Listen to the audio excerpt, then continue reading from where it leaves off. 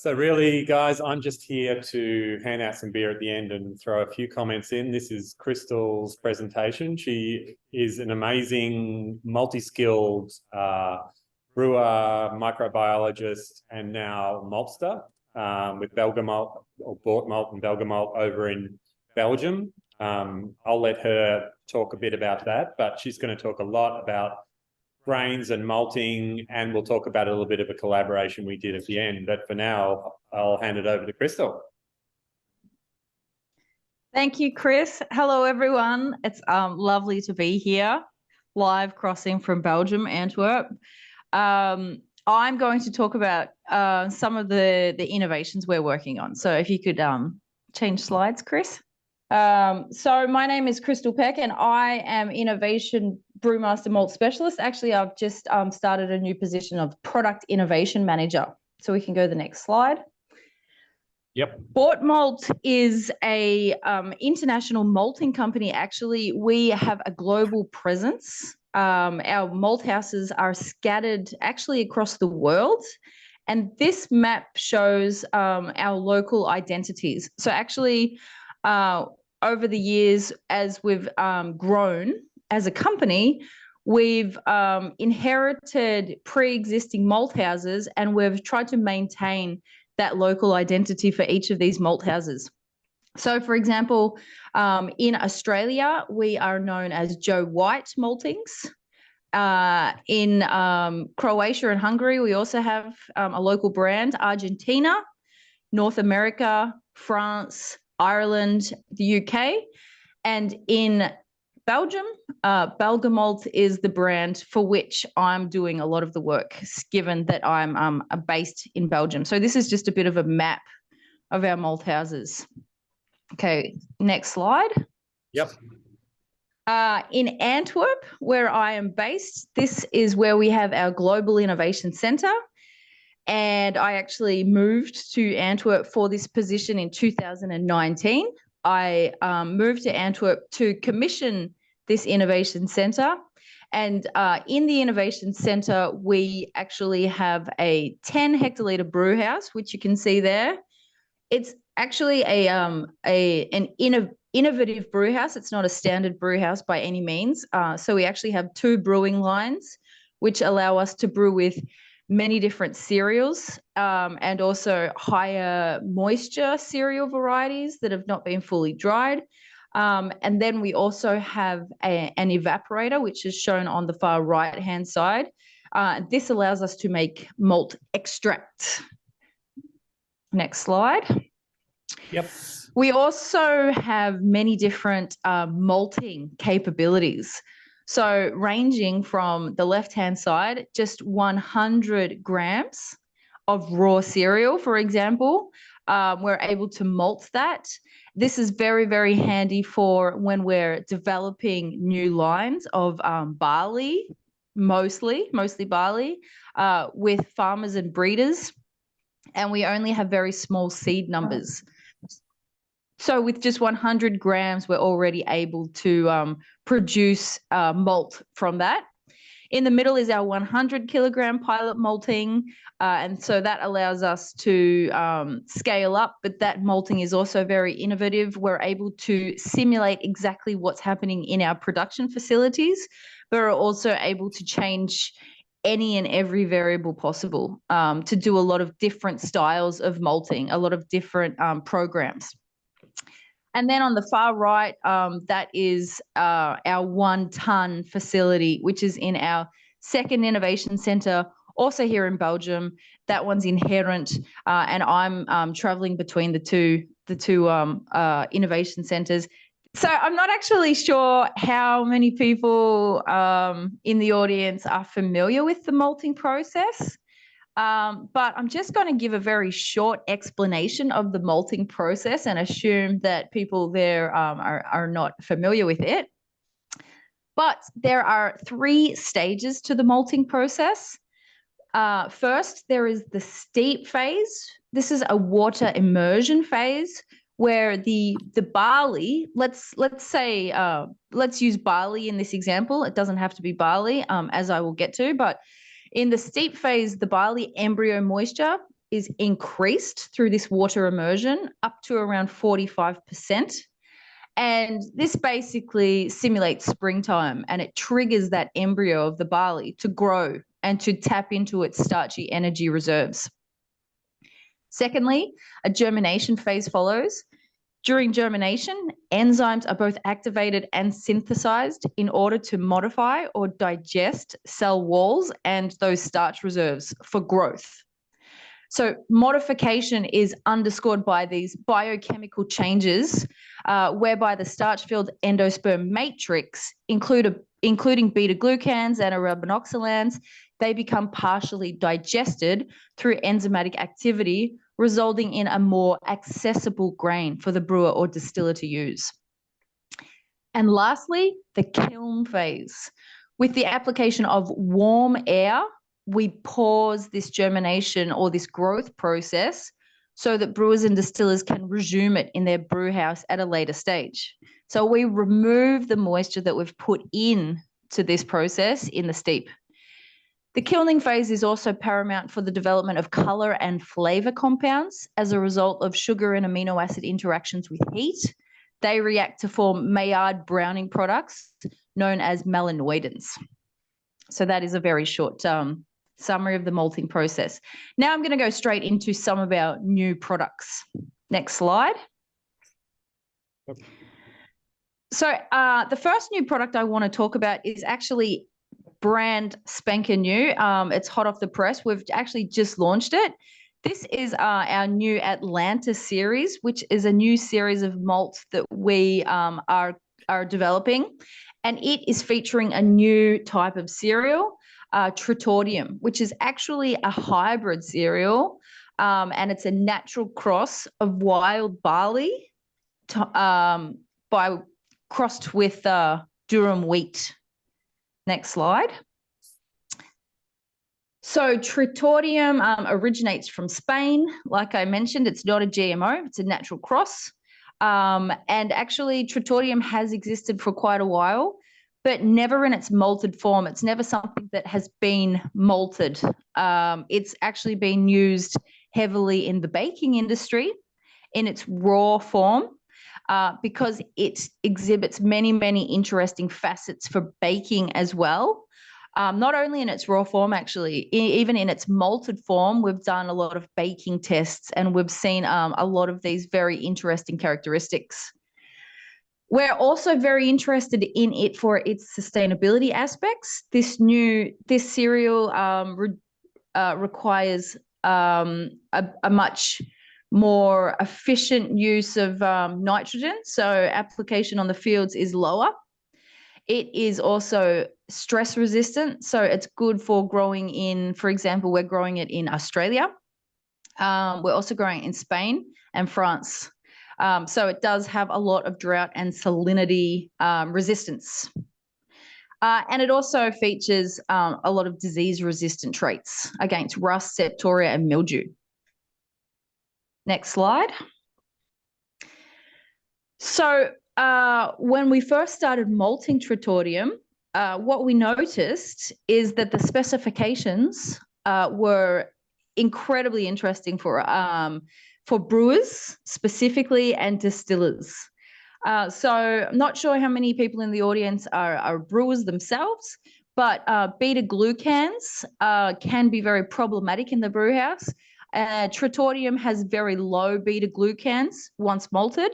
It also has a very high extract. So extract is the potential sugar for fermentation.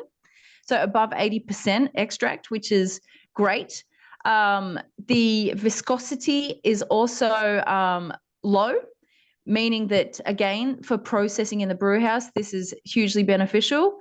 And most importantly, what we discovered is an incredibly high diastatic power. So this is the enzymatic activity from that malted cereal. Already in its raw form, it's quite high, but malting it really, really amplified those enzymes. So actually, for distillers, this malt variety is incredibly interesting, especially for distillers who use raw grains. So grain distillation, where with the use of raw adjuncts, there is a requirement for additional enzymes. So these enzymes coming from this cereal naturally are a very, very good option for distillation. It also features no husk, and it is low LOX, meaning that it has low levels of these genes, these LOX genes, which cause premature aging of beverages. We can skip to the next slide. In terms of the sensory attributes, actually, while I was in Australia recently, I came home in January, February. I did a few brewing trials with this new cereal variety, and we noticed that due to very high levels of gluten, the beverages produced with this cereal feature this beautiful light amber color. And the aroma and flavor of the cereal was also incredibly unique. So totally different to malted barley or wheat, actually, for that matter.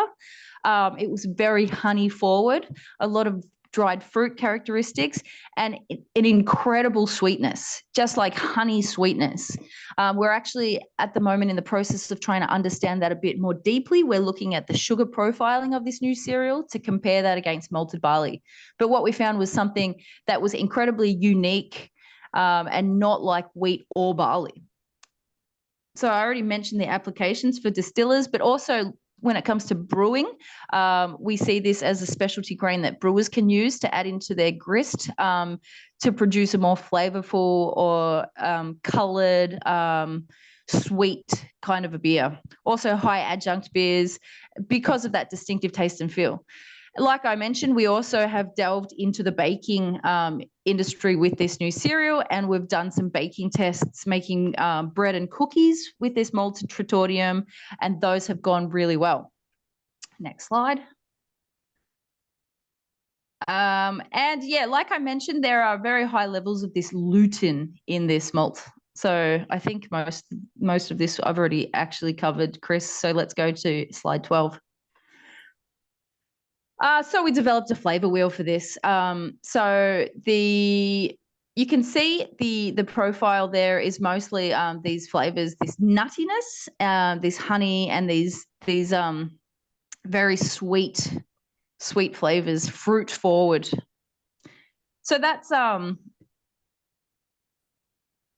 we can go to the next slide as well. So this is very interesting for us because we are always looking at staying abreast of what's coming and creating more sustainable cereals for brewers and distillers, and not only brewers and distillers, as I'll go into.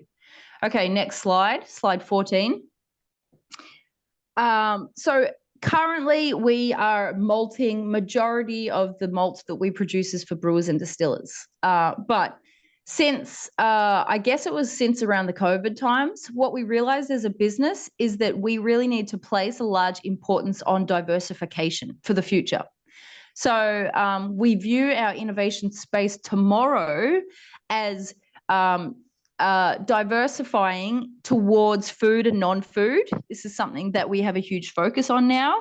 And it's also something that is totally new to our business. So it is something that we're developing together.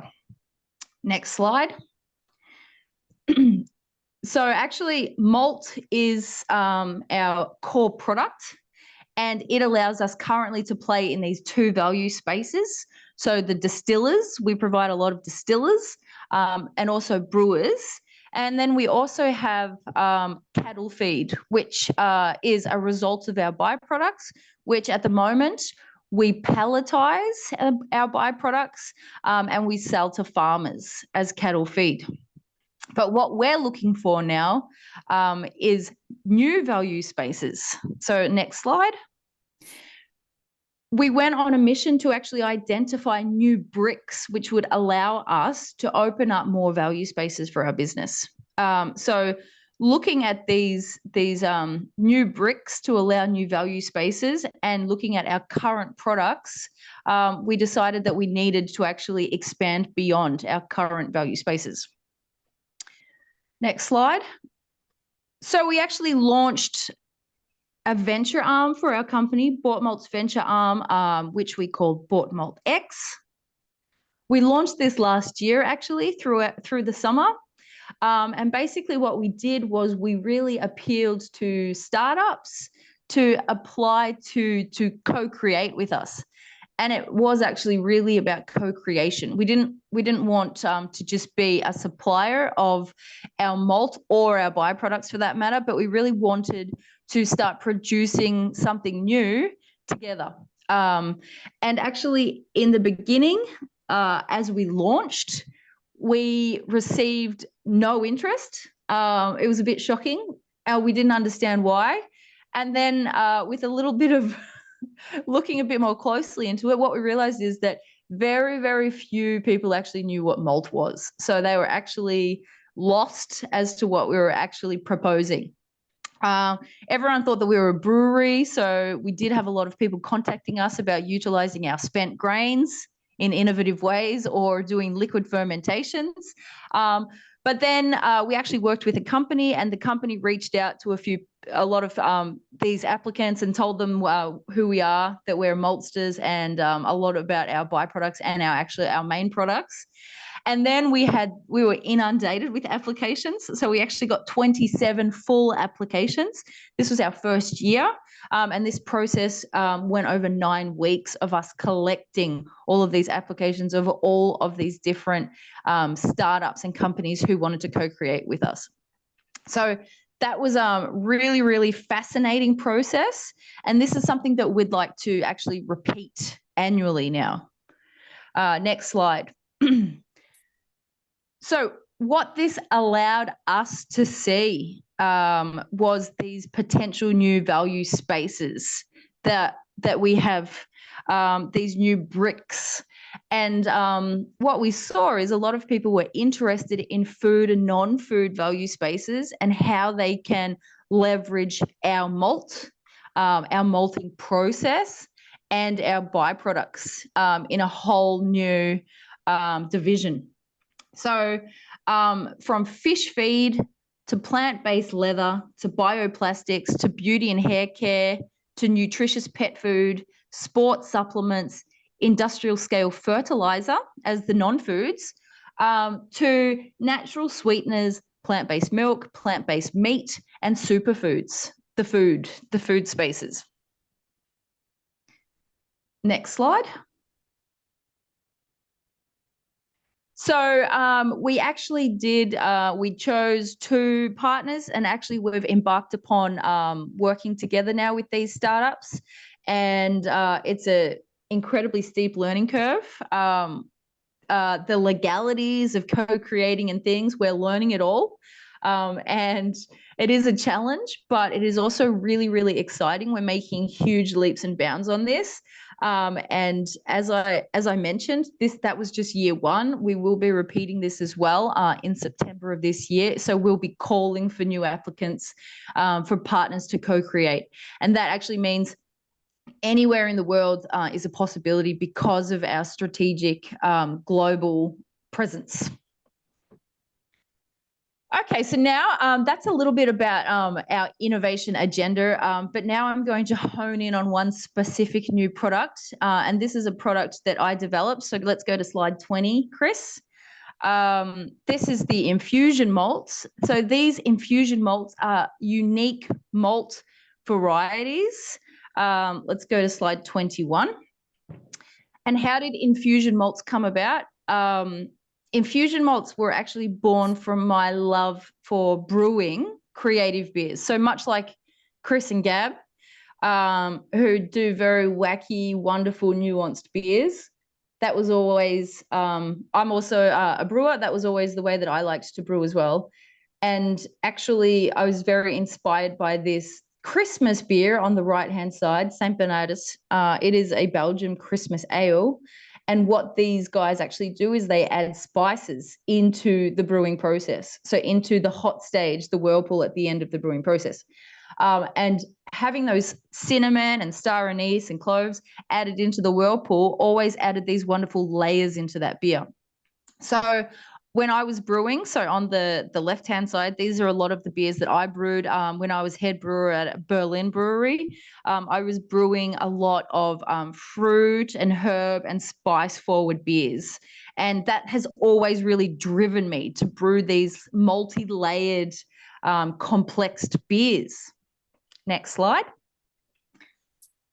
So when I started commissioning the Innovation Centre and I started getting my experience using those micro maltings that I showed earlier, immediately after I started the job, I started wondering about the potential for creating these creative malts, actually. So what would happen if I approached the malting process in the same way that I liked to approach the brewing process, with the addition of other raw ingredients into those 3 steps you've now seen, into the steep, the water immersion for a beautiful, cold, gentle extraction, or into that humidified chamber of germination, or into that hot heat step of the kiln. What would happen?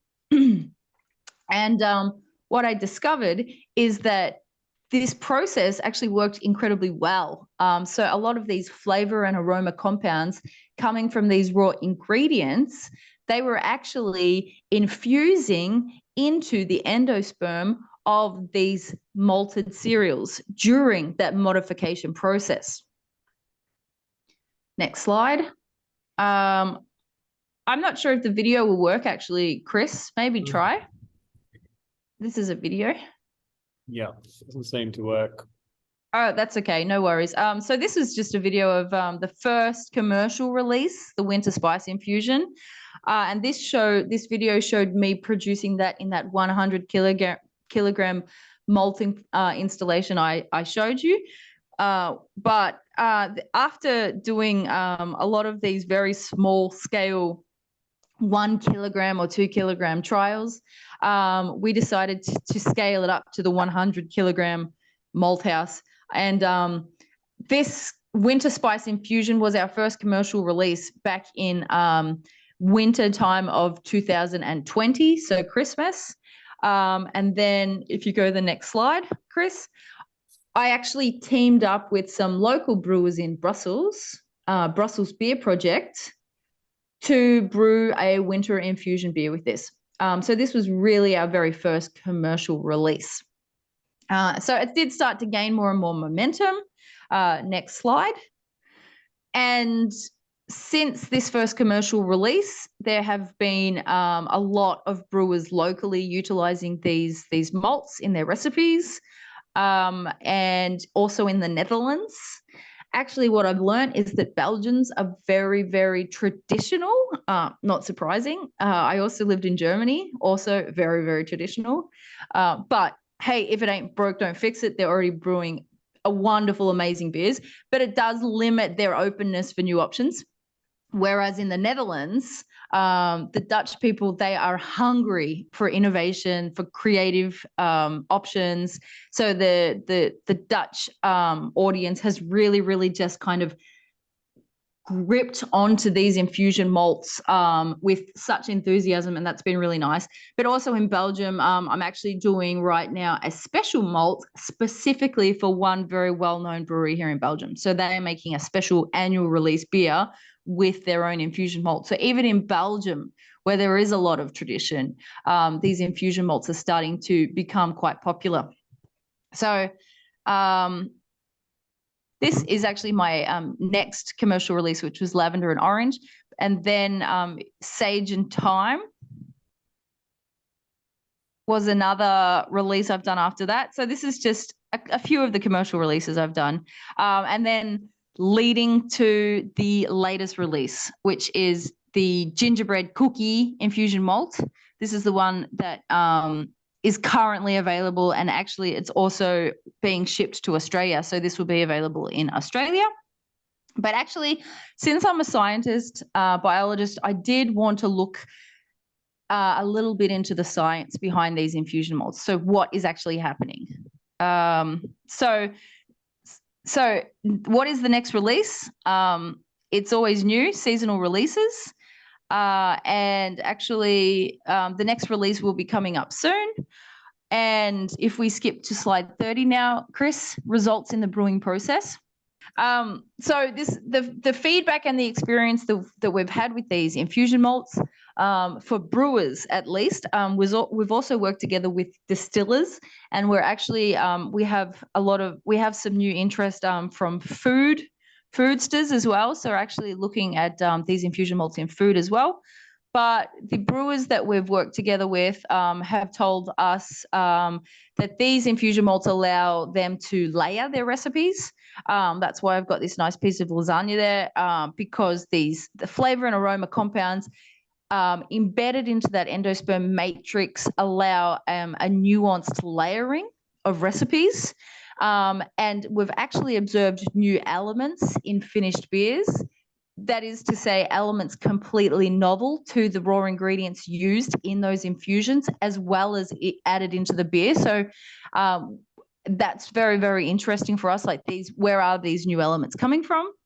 And we've also seen that these flavor and aroma compounds are expressed incredibly differently to classical approach of adding into the brewery, adding into, for example, the whirlpool or the lager tank.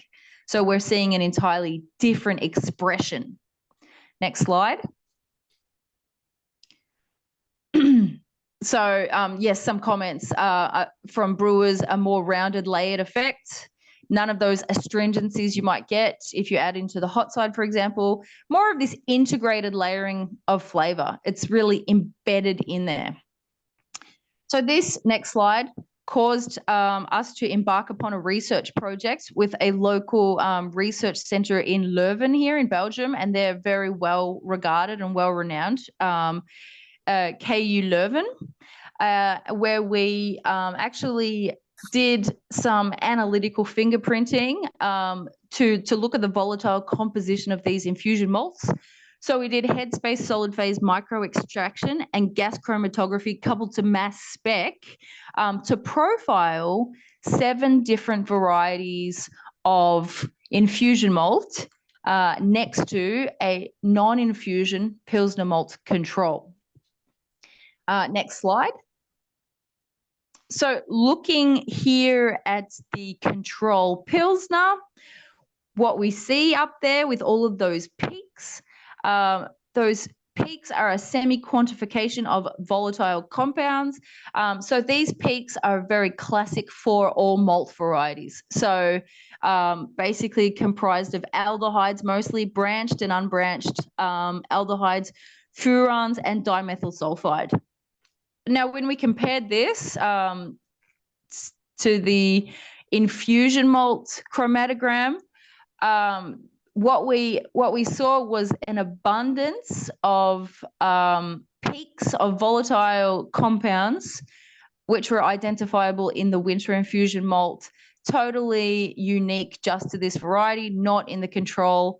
And therefore, we had a solid understanding that these infusion malts were inherently these flavor and aroma compounds were inherently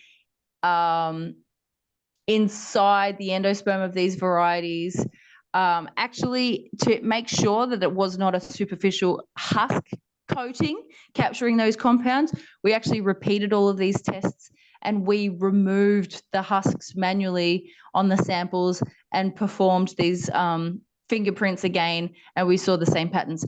So therefore, we were able to show that these were robustly inside the endosperm of these infusion malt varieties. Okay, next slide, Chris.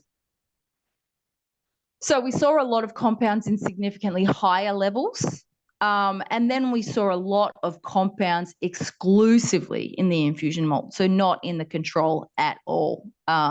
These are some of the compounds. Next slide. So this has led us to embark upon further research. We actually have a lot of questions now. Given the fact that we're noticing this enhanced complexity and almost the development of novel flavors and aromas in these infusion malts, is there a biotransformation occurring? That's why I like this picture of 1 + 1 = 3. It seems to be the case with beers brewed with infusion malt. What we're seeing is this enhanced complexity, and we don't fully understand where it's coming from. So we actually have a project now where we're looking at whether or not there is the development of novel aroma compounds throughout the malting process, and then beyond that, throughout the fermentation process as well. We've also observed very interesting shelf life enhancing properties on these malt-based beverages brewed with infusion malts. We suspect that the introduction of antioxidants throughout this process of infusion is potentially giving these beverages a longer shelf life. So this is another research project that we're going to be looking at aldehydes as markers for shelf life. So that's a bit of the science behind it. But actually, when I went home to Australia in February, I was very, very delighted to launch a beer that I brewed kind of in virtual collaboration with Chris and Gab. I was delighted that they put their hand up to be my guinea pig with the infusion malts in Australia. So I shipped over a few bags to Australia for them to trial out. So slide 37 is for you, Chris, to talk a little bit about that. Yep, we've actually got some of the beer here, Cristal. So Nick is just going to start handing that out to sample. Yeah, it was a real pleasure to work with you. We actually have sort of had a virtual relationship with Cristal for quite a while. We actually embarrassingly sort of hoped that we could persuade her to come and work for us to help set up, we're setting up a 1-ton malting system at our new facility. But as you can see, she's in way deeper water than we can provide. So we didn't really have enough to offer her as far as an interesting professional development, I guess. But yeah, it was really exciting for us. Cristal managed to get some of this malt over to us through customs, which was a bit of an ordeal, to be honest. But it was amazing. As soon as the bags arrived in the brewery, you could smell them from meters away, really. They're really quite powerful. So we brewed this beer. It's a fun beer, but we didn't add spices in the traditional way. We relied on this infusion malt at about 20-25% of the grit. So along with wheat and barley malts, uninfused wheat and barley malts. And that what Cristal was talking about the spices embedding themselves into the endosperm matrix, it really played out in the fermentation process. There was this kind of journey from the brew day where quite obviously the volatile compounds were with the heat were rising into the air. You could smell the malt. But then during the fermentation, it kind of died away a little bit. It went on quite a journey and it changed. And by the end of fermentation and packaging, it really had, as some of these other testimonials can kind of attribute, it really had embedded into the beer in a way that adding spices, oh good, I get to try it too. In a way that adding spices to the beer, to the whirlpool, to the fermenter, wherever, just don't.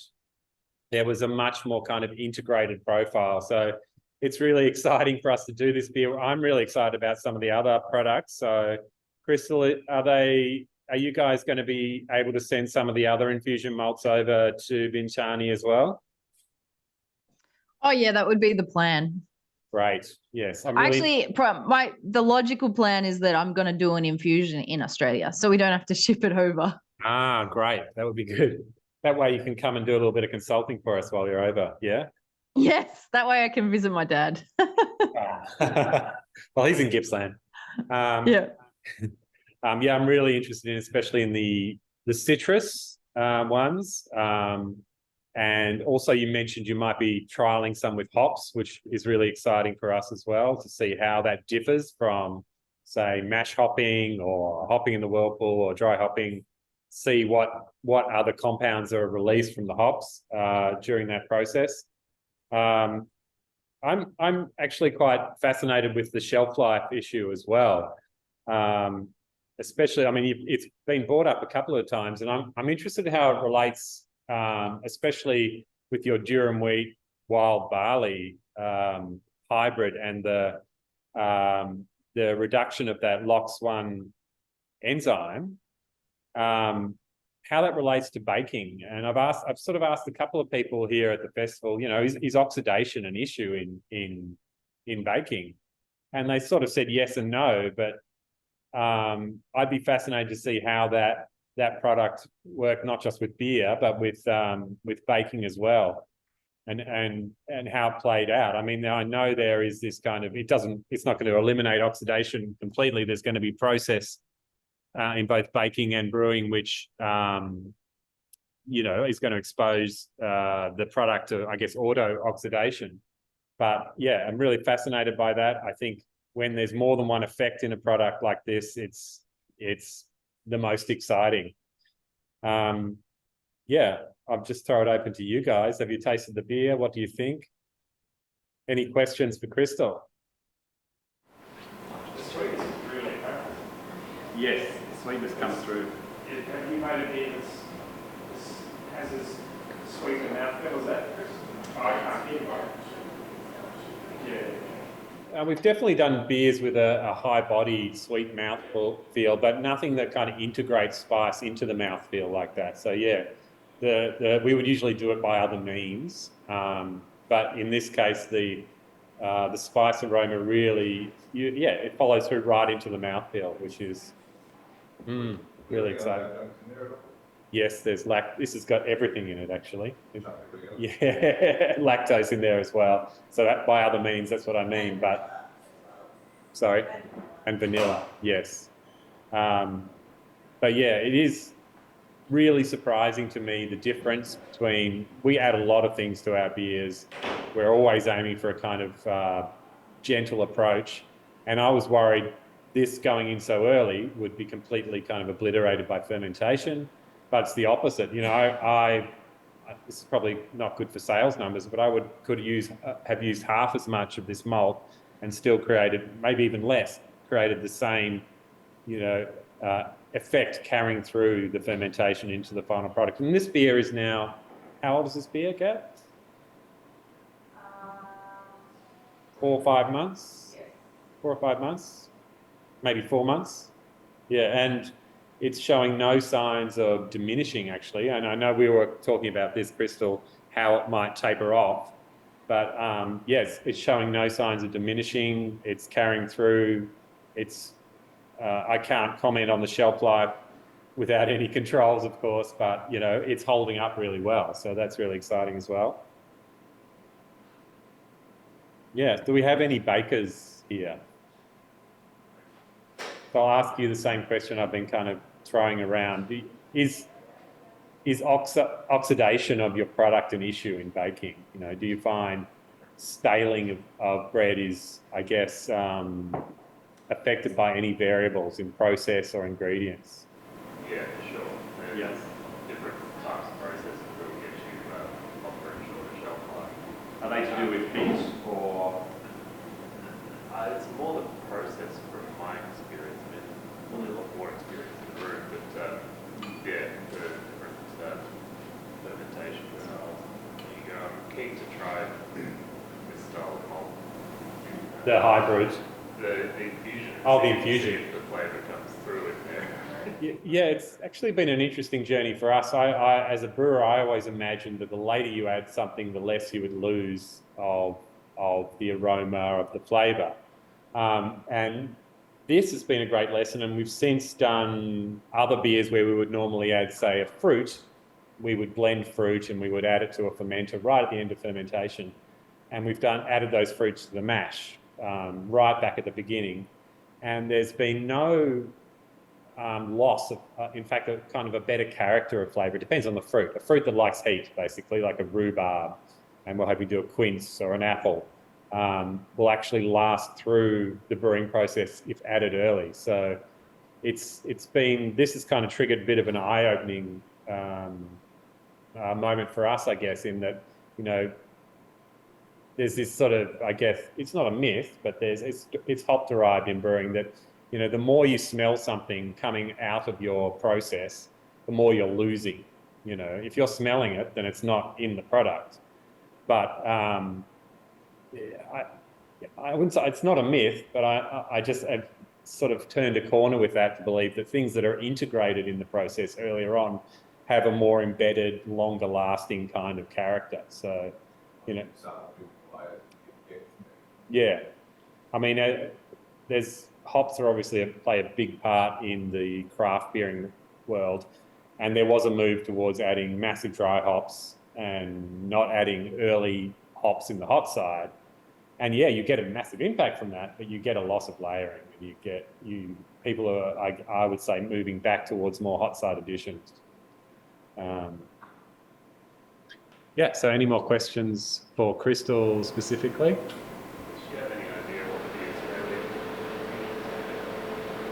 Australian? Cristal, do you have any idea what the Australian infusion, what you might be doing over here? Oh, I've got this brilliant idea. I don't know how to execute it yet. Well, brilliant in my mind, at least. When you catch the train in Melbourne, how there's just pink peppercorn trees everywhere along the train line. They are just along the entire train line of Melbourne. And I really want to do a pink peppercorn infusion. I was thinking like a pink peppercorn and hibiscus or something nice and pink. Peppercorn's great in beer. What did we do in that Honeybee, Gab? That was pink peppercorn. Oh, Sancho pepper, actually, yeah. Yeah, that's lovely. So when you say that, I'm surprised, Cristal, that you say that Belgium is so conservative when there's such a long history of using spice in beer, in saisons especially. That doesn't translate into that area. Well, it's happening now. It just takes a little while. And as soon as somebody influential in the scene does something with it, then more and more it rolls out. And so we've had a few nice brewers, as in like bigger brewers with good reputations, kind of latch a bit onto the infusions, which is really exciting, which is why I've been working around the clock for the last 14, 15 days, because I'm actually doing some small batch infusions right now for a local brewer, and I'm making them a custom infusion, which was potentially like a mistake because it's killing me. These infusions are incredibly difficult to produce. I literally must touch every single grain of that 1 ton batch at least twice. And I go in on the weekends and check on my little baby, the germination. I was there yesterday. It was a public holiday in Belgium. I just haven't stopped, but it smells so good and it's so exciting when it's done. But at the moment, like, there are many operational challenges in making these malt, but it very much is like handcrafted. And it's a labor of love, I would say. So I do really have a love-hate relationship, but I'm very excited by the fact that I'm making these. I'm making a double batch, small batch for this brewery in Belgium who everyone knows and loves. So I think it's going to be really, really cool when they release that beer. They do this annual release at Christmas time, and they're going to do it with the focus on the infusion malt that I've created for them. So that gives me the energy. So do you think there is a way to, I'm not talking huge scale, but to scale up from what you're doing now through equipment, through process? Do you see light at the end of the tunnel for that one? Yeah, absolutely. Well, I'm spending a lot of time working on operational changes that we could make to make this process less grueling, less labor intensive.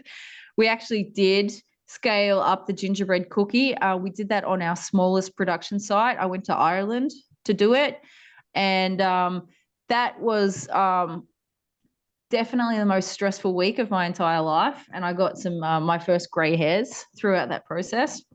And there is still, we weren't able to remove all of the cinnamon from that through our cleaning process. And that was really, really stressful because I do like to sell the malt with all the spices removed, but we just weren't able to do it with our current cleaning capabilities. We have a lot of different sieves and we have aspiration. We have all sorts of methods for cleaning the malt. but we didn't have anything which was conducive to like the cinnamon and the cloves and the nutmeg, actually. So there were still pieces of cinnamon in it. And so I just have to have an honest conversation with the brewers when they say, hey, we see bits of cinnamon in this. I just have to say to them, yes, this is an innovation. We're getting better at it, but we are still facing operational challenges. It is like that for now. It will improve, but these are the kinds of things that you have to commit to when you embark upon these innovative journeys. But there are other methods for separation which involve like colorimetric separation. Also, I'm looking at ways of separating using protein levels, etc. So yeah, I do hope that will get easier in the future. Hey, it's going into the mash tun. The brewers shouldn't complain too much. It's not a big issue. I guess the biggest one is educating people that the flavour is not coming from that residual cinnamon, that it's in the malt. That's it. That's my problem. Yeah. Also in Germany, because of the purity law, the Reinheitsgebot, I see somebody's waving their hands. Time to wrap. Sorry, we've got to wind up. Can I just quickly let you finish that about the Reinheitsgebot? Because I'll just very quickly. I actually, because I lived and worked in Germany as a brewer for several years, and actually recently I was at a big trade fair in Germany, and I was debuting the infusion malt to the German market, and I was kind of unsure as to how they would respond to it, and I was incredibly happy and surprised to see that they were so excited by this. A lot of the Germans were saying it was the perfect solution to getting around their rigid purity laws, where they were only able to use malted barley, yeast, hops, water, and the infusion malt is actually, it's malted barley. And so if you forget those pieces of cinnamon I've just told you about that shouldn't have been there, then that malt is infused malt, and those aromatic and flavor compounds are inside the endosperm. So therefore, it's kind of like a clever sidestep around the purity law. You're able to brew these creative beers with these flavors, but you're still within the purity law. So that's a really interesting conversation I've been having with German brewers. It really exposes the rules a bit, doesn't it? It's just like you can't add lactic acid, but you can add malt treated with lactic acid in the Reinheitsgebot. Oh. Actually just lost your sound, Cristal, which is very good timing because we've been told to wind it up. So, but thank you so much for getting up so early and talking through this. I'm really fascinated to see how it plays out and to try using some more of it. And especially interested in that, I was going to ask you to repeat it, but you can't, the durum wheat wild barley hybrid. I'd love to play with that as well. So thank you so much.